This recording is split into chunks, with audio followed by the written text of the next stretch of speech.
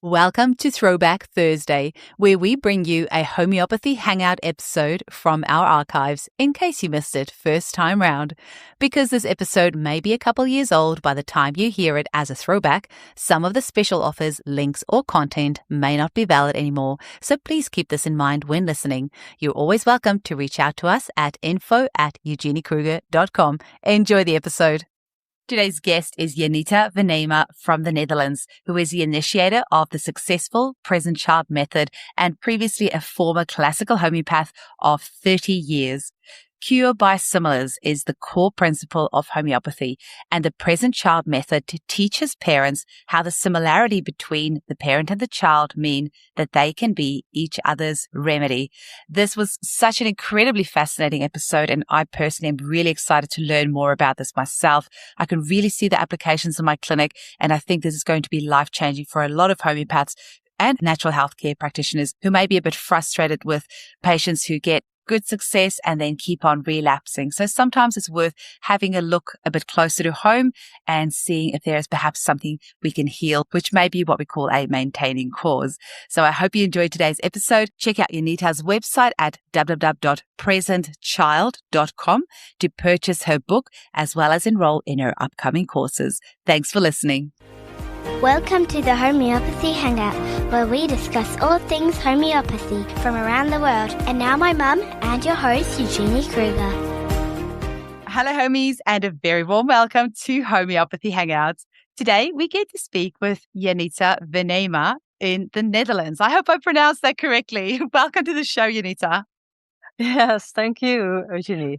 En as ek baie stadig Afrikaans praat, sal jy my verstaan, né? Yes, I will understand you. But let's talk English. Yes, let's keep just for the listeners.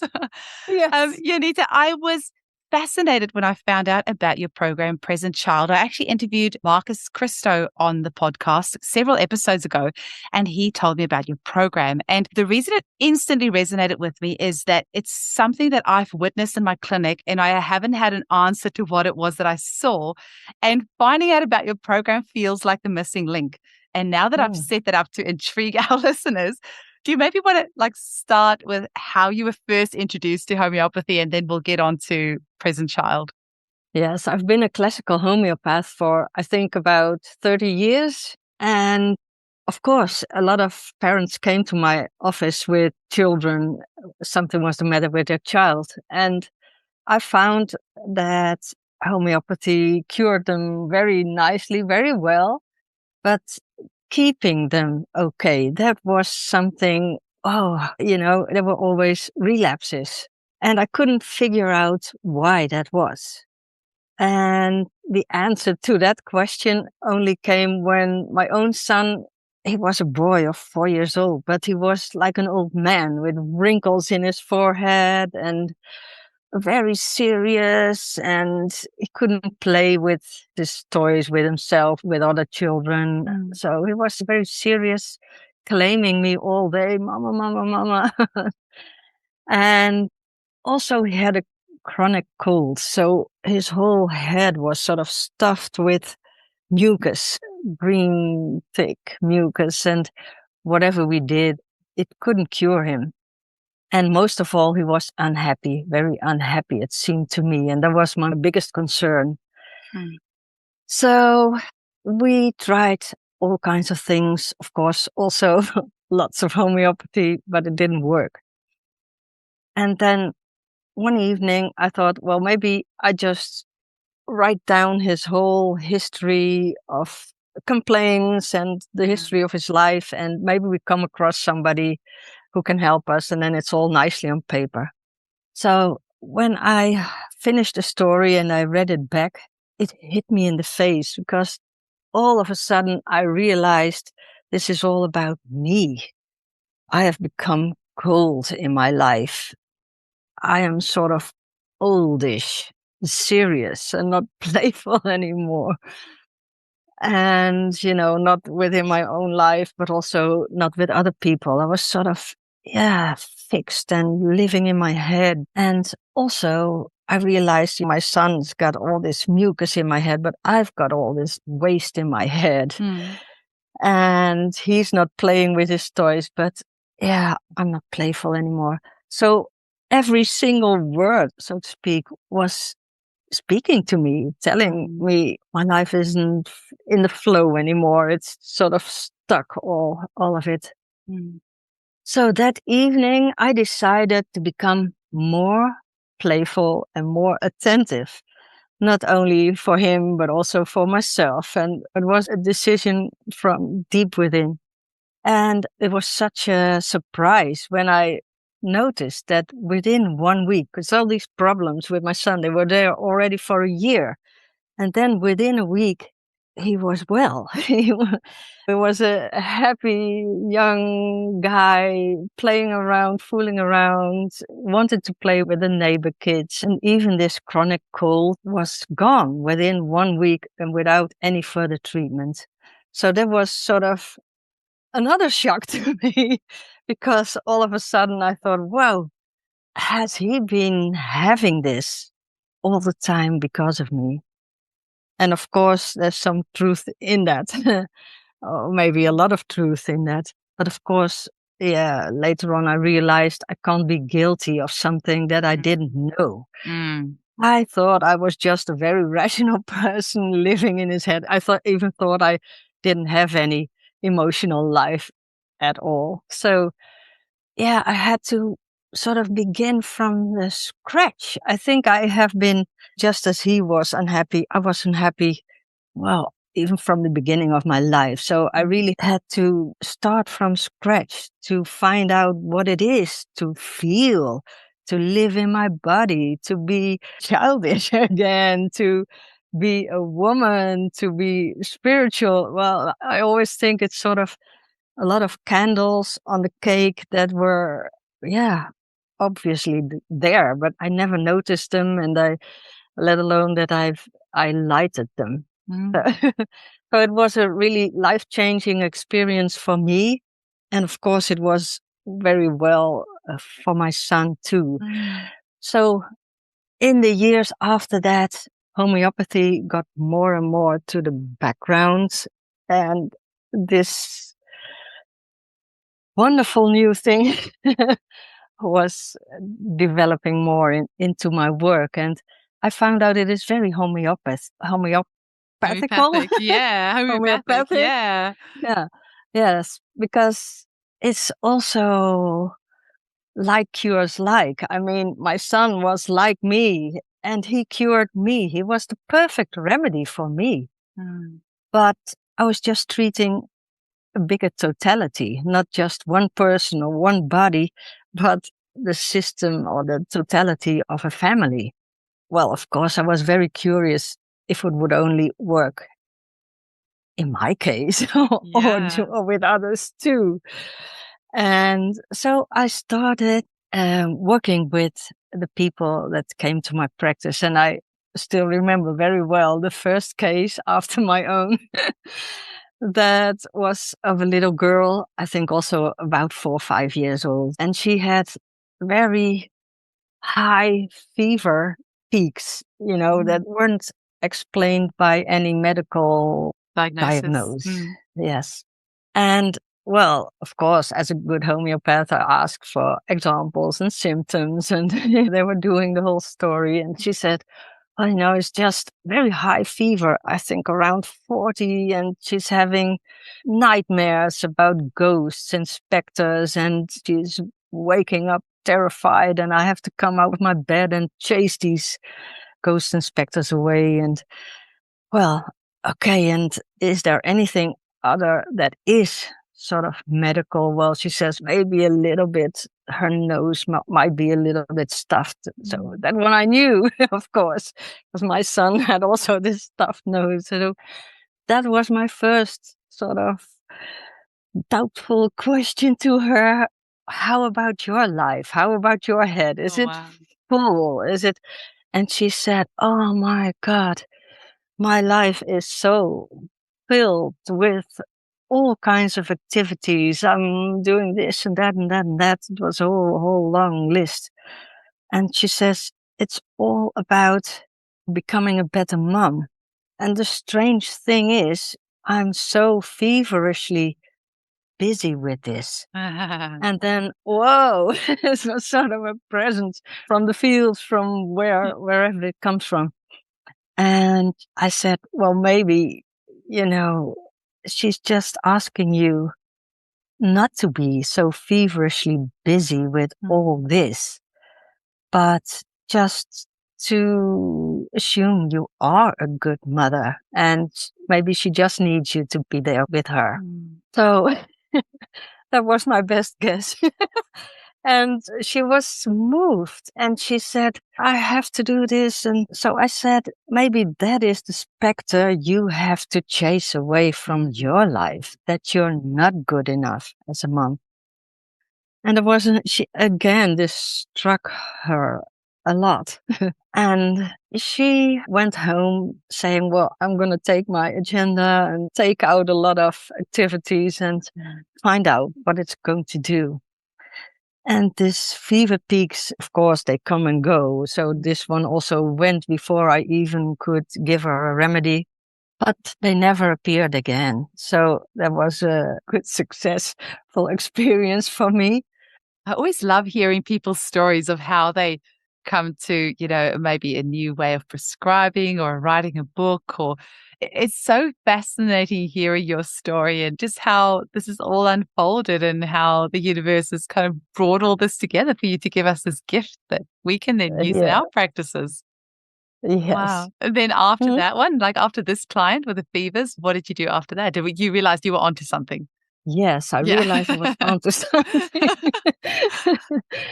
And it was actually also very confirming to me that after a few years, I found an article, a scientific article, and it said that children of parents who are very busy working, busy with all kinds of things, they suffer more from fevers.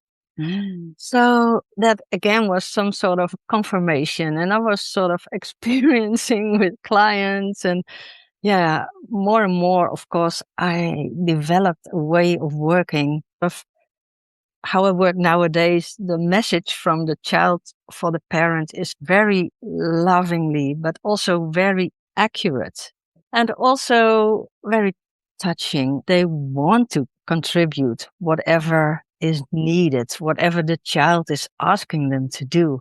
And actually it's, most of the times it's a message to their subconscious. It's about things from their youth when they were a little girl or a little boy, and things they've got used to, but there was not this conscious memory about it. So they become blind spots in our lives. And it's so very special to see that our children somehow know a way to all this matter that is somehow tucked away in our lives, but they feel it with pureness, with sensitivity, with all kinds of ways that they express it to us. And a lot of times they also express it by confronting us with some kind of problem, with some kind of complaint that they have. Something's the matter with the child, because that's how they show us something's the matter with you, mom or dad. If we can use that as a learning experience, it can be really profound, but it can also be pretty scary and heartbreaking and daunting to realize that your child's autism or ADHD or pandas or pathological demand avoidance or whatever the issue is originates from something that hasn't been healed in yourself. But at the same time, if we can kind of rise above that and realize that this also presents us with a beautiful opportunity for healing, then that is quite amazing. I mean, the enormity initially of realizing, oh my gosh, it's not my child that needs to be fixed. It's me that needs to be healed. That will then have that healed in my child. Yeah, it's big stuff. You wrote this beautiful article about present child, and it said, only later did I come to understand that it is children's priority in life to liberate their parents and other adults from unconscious limitations and convictions originating from their own childhood. And it is in their own interest to reveal our blind spots it's also in the interest of the children. I mean, yes, in the interest of both of them, the children and the parents. I often compare it with an apple tree.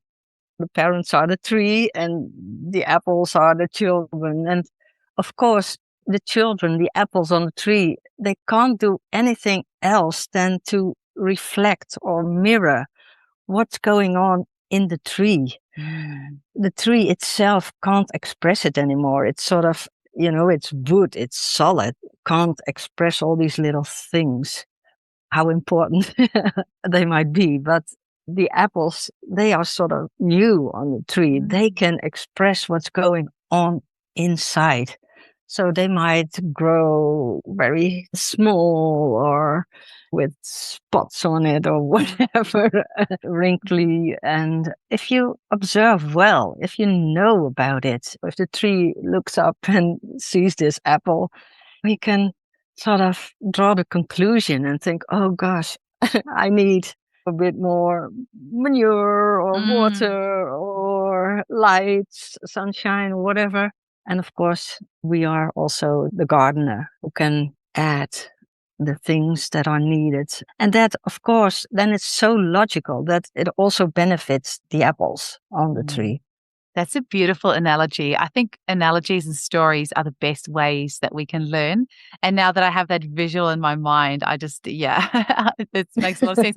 And actually, you've got your book cover, Present Child, behind you. And I like how it's green and red, like green apples and red apples. So it's actually, I don't know if that was intentional, but that was quite good. Yeah. Tell us a little bit, Janita, what does the program involve? And this is like, some of this is purely selfish because I want to enroll because I see this in my clients so often, and I only treat women and children, and the mums will bring their kid in for consult after consult after consult and will get remedies that will help the child so much. But then come the mum's time of the month, she'll have a period and her, PMS, and she'll be shouting at the child or whatever, or things will happen in her life, or her husband will annoy her or whatever. And then the child comes back, oh yeah, the child's behavior has gone back to what it was. You need to fix the child. And I know in my mind it's not the child that needs to be healed.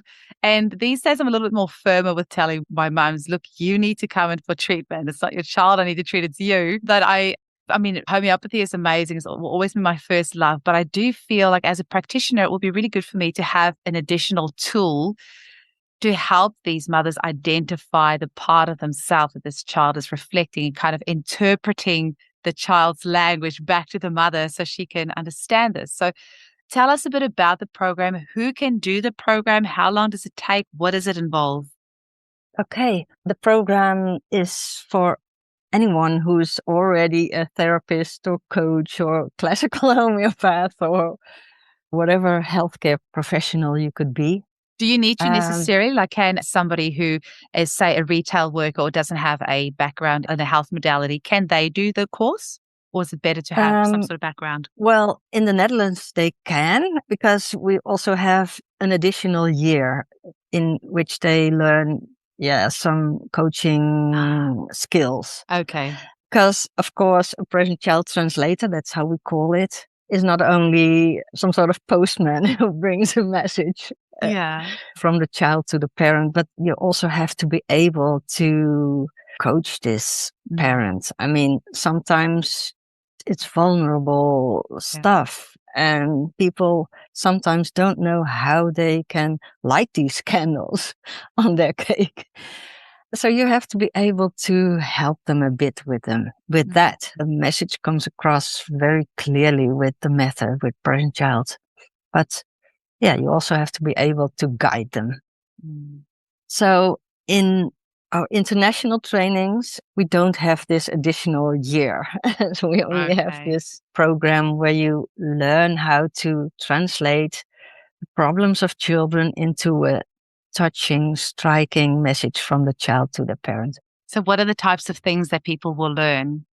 Well, I mean, all kinds of problems. I mean, we have evaluation tool on the site. So we know that all kinds of typical children's things like potty training, inflammations, colds, allergies, don't want to eat, they don't want to sleep, you have a baby crying, all these kinds of things are very well treatable with present child.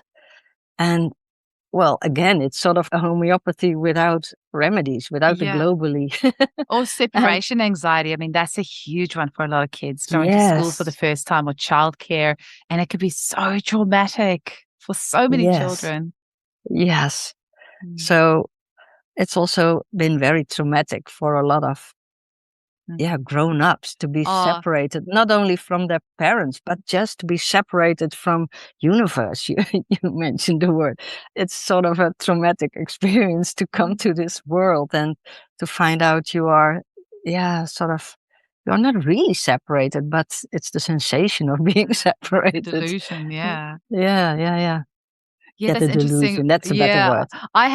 My son had such bad separation anxiety, and I know it's because of my own issues. Like, to be fair, like, I did not want to have him in a daycare. Like, I did not want him to go. And I know it's because he felt that I wasn't happy about him going. So I know that's why it took so long, but now he loves it. I mean, he's got a little girl he likes in his class now, so he can't wait to get to school in the mornings. But when he was little, oh my gosh. And I knew subconsciously that, that was definitely something within myself that he was reflecting back at me. Yeah. It's such a gift once you start seeing it that way. Hey, it's such a beautiful learning opportunity. So what other things will people learn in the program? Yeah. So the way we work is we have parents to tell about the problem of their child. It's sort of a questionnaire, and we ask them some specific questions, and we write this story down. It's still made the same way as I did it back then, 30 years ago. And then this story is translated into a message for the parent. And sometimes it is so detailed, and it's in the details where parents really, it gets to their heart. And if it's okay with you, I'm going to tell you one more example, because please. It's one of my favorite examples. Yes. Where these details speak to you. And this is about a mom, and she's got a son of, I think, 10 years old. And she says, we're at the dinner table, having a nice conversation as a family. And every day again, he starts with his own subjects, and we all question him what it's about. And he's on a total different wavelength, and very annoying. She was so irritated by it. She says, because we lose thread of our conversation. So I said, give me an example. And she says, well, only yesterday he tells me, Mom, do you know about this man driving off in a car, going to somewhere, I don't know. And here we go again, she said. So they asked him, and it was about a man years ago. He saw this man driving off in a car. I'm just writing it down. And then when it comes to translation, it goes like this a bit. You told me about your son interrupting the conversation, but inside of you, there's a little girl, and she wants to interrupt you. She's got a lot of stories to tell, and they are so important. They have to come before the ones that you usually tell. And I ask her, your son says, Mom, is there a story about a man driving off in a car to somewhere? And I see her turning pale and tears in her eyes, and she says, oh my God, I was 5 and my father drove off. He had TB and went to a clinic, and it's actually the one image that I have of my father, a man driving off in a car to somewhere I don't know. So she started crying, and she says, my mom couldn't cope it. And so I tucked away my grief, and I never mourned about my dad. And I was only a very helpful little girl and caring for everyone. And that is still the case now, today. I'm still helping everyone and caring for everyone and not taking care of myself. And oh my God, she said, we were at the dinner table when the message came that my father passed away. and we lost thread of our conversation, of our lives. So it's in these rich details that there is no denial anymore. It's a truth that they experience. And all of a sudden, their child isn't or doesn't have a problem anymore. It's just a solution for something hidden away in themselves. And then, of course, I think anyone who has kids can feel this, that you want to do whatever is needed. But this is, I think, a very nice example of the power of all these details, not to be detailed as a purpose in itself, but to touch the heart of the parent. Wow. Yeah, so I think it is very, very much so that it is out of unconditional love and sort of lived wisdom that children do this thing. I mean, it's sort of like a little Buddhas. They bring change about simply by being and feeling and expressing. And I think that is what we learn in the program, in the training, the present child translators training, to translate all kinds of complaints, problems that children have, whether physical or social, emotional, or whatever, learning disabilities or developmental things, and translate them into a very moving message for the parents. Yes. Well, I always say having children is like a fast track personal development course. Like there's no personal development course on the planet that you can buy that's as comprehensive and as intense as having children. Well, actually, in the training, we are also following the developmental stages of children. There are certain laws in the child's life. I mean, you're a baby and 20 years later you're an adult, and it's got some specific stages, of course, which every child goes through. And I've also translated these, and that's a very wonderful part in the training, because through a translation, all of a sudden there is an aspect of your life that has never been seen before or loved before or lived before. And through these developmental stages that I've translated into exercises, we just let it grow until it's really an integrated part in your life. So yeah, it's really about growing together with your child.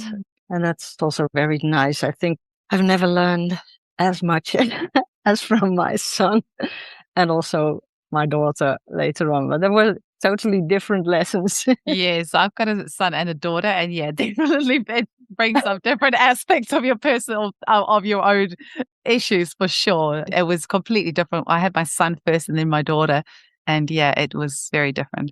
It was also very interesting. I was just thinking the two of them once they started talking, it was like a little parrot, like parroting back the words that I use. So especially particular swear words. And they start throwing it back in your face. I'm like, wow, I didn't realize how much I used that word, because the way that they speak and all that, I'm like, wow, that's what I sound like. It was quite a harsh reality of, okay, I need to be careful of the words that I use, because they're throwing it right back in my face. They are, of course, connected in so many ways. I mean, it's their DNA, it's our emotions that they feel, it's our convictions, it's our words, it's so many things that they copy from us or just feel. And do you feel that, is it usually more the mums or the dads that the children are reflecting this message back from? And also, what do you do with children who are adopted or maybe have IVF, like donor parents? Yeah. Well, just throw that can of worms open. Yes.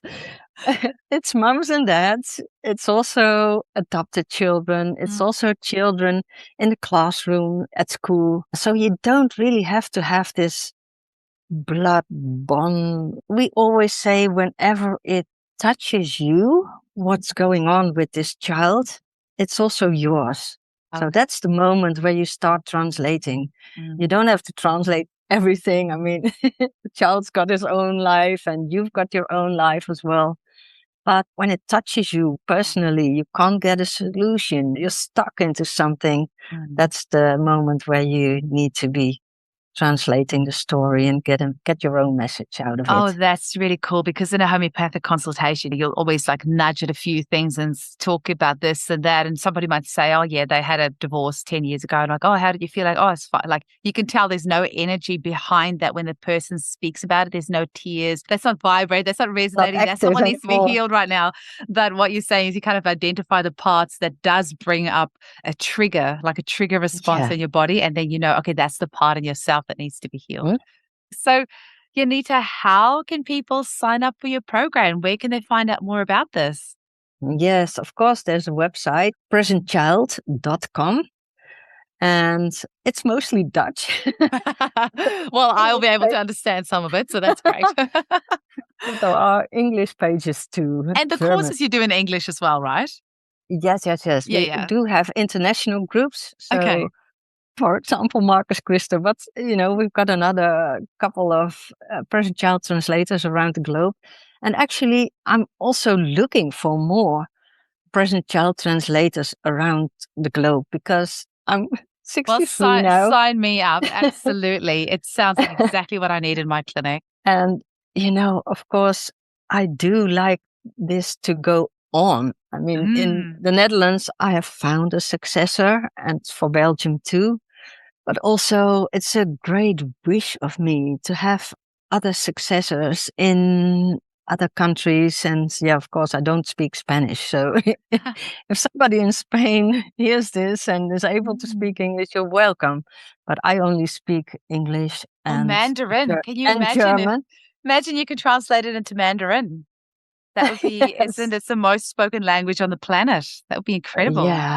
Yeah. And of course, it's not only about children and parents, but it's also for education. It's for childcare. It's for the society, because children also reflect so many things in society that aren't right anymore. I mean, we're in transition, all of us together, and the children from the present, they need another kind of world, and we need another kind of world, not only inside of us, but also outside of us. So I think it's a very important, not only a method, but a way of living, a way of doing, a way of looking at things that we desperately need around the globe. I completely agree with you. It resonates with every part of my being that this is how, if you're into any sort of personal development or somebody who's actually interested in healing your own trauma, which in turn will heal your children's trauma and generations from there,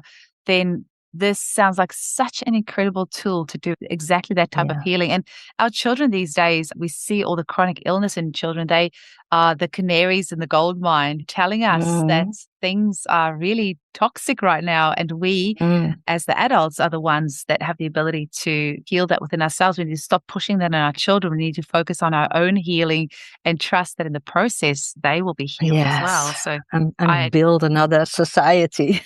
To continue. Yeah. Well, Janita, thank you so much for coming on the show today. I really appreciate it. Have you got a copy of your book there? Yes, I have got a copy there. Please talk to us about that. And that's also something people can find it on the website, Present Child Book. You can order it there. You can enroll for a course, for the program. So if this resonates with you, I mean, we're still homeopaths, all of us. If it resonates with you, do come forward and contact us, and we'll keep in touch when we start again with an international group. And do you post the books internationally? Is it available on Amazon as well, or just through the website? It was available on Amazon. I didn't check. That's all right. I'll still check there, it and I'll put it in the show notes if it is. But do you ship internationally? And otherwise, we'll ship internationally. Wonderful. And it will cost you a little bit more. But anyway, it's worth it, I guess. Absolutely. Thank you so much for coming on today. It was lovely to chat with you and connect with you. And I'm really excited about doing this course myself and putting that to practice in my own clinic. And I just know it's going to be so valuable for so many of my clients and so many of our listeners. So thank you for sharing that with us today. Yes, it was a pleasure, Eugenie. And thank you for your enthusiastic way of working and inviting me. And it was really a pleasure. Thank you so much. Thank you.